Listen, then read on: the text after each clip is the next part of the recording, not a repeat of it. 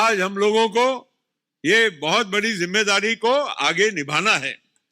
आदरणीय अजीत दादा ने मुझे राष्ट्रीय कार्याध्यक्ष नियुक्त किया था।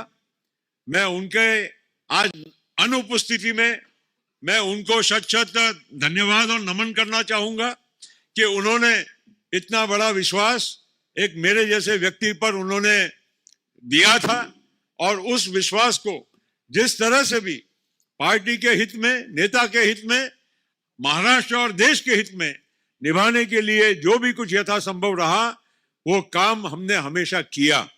और इसी वजह से मैं चाहूंगा कि अब हम लोगों को आगे का भी अब रास्ता तैयार करना है।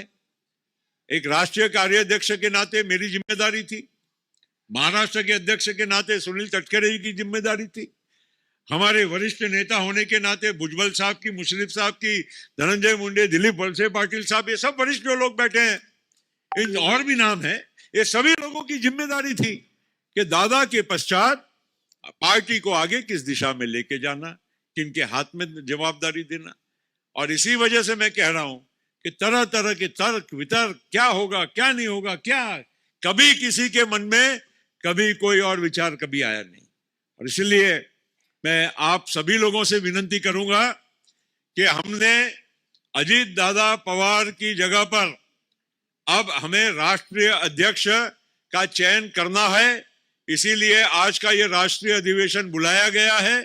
मैं अपने ओर से अजीत दादा का एक 35 साल से ज्यादा पुराना एक साथी, भाई, मित्र होने के नाते और पार्टी का राष्ट्रीय कार्याध्यक्ष होने के नाते, इस पार्टी का संस्थापक एक सदस्य होने के नाते मैं अभी प्रस्तावित करना चाहूंगा कि श्रीमती सुनेत्रा अजीत दादा पवार, इनको राष्ट्रीय अध्यक्ष हमारे राष्ट्रवादी कांग्रेस पार्टी का चुनकर देना चाहिए।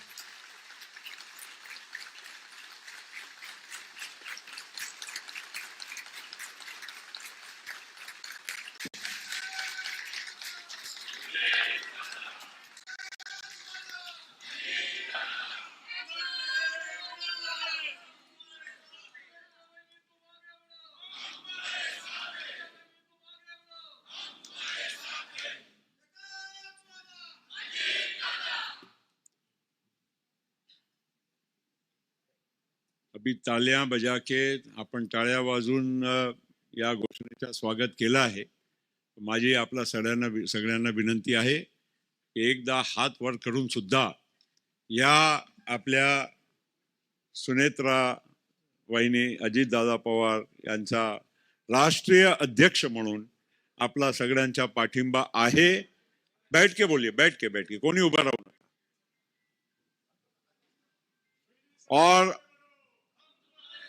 और इस वजह से आप सभी लोगों के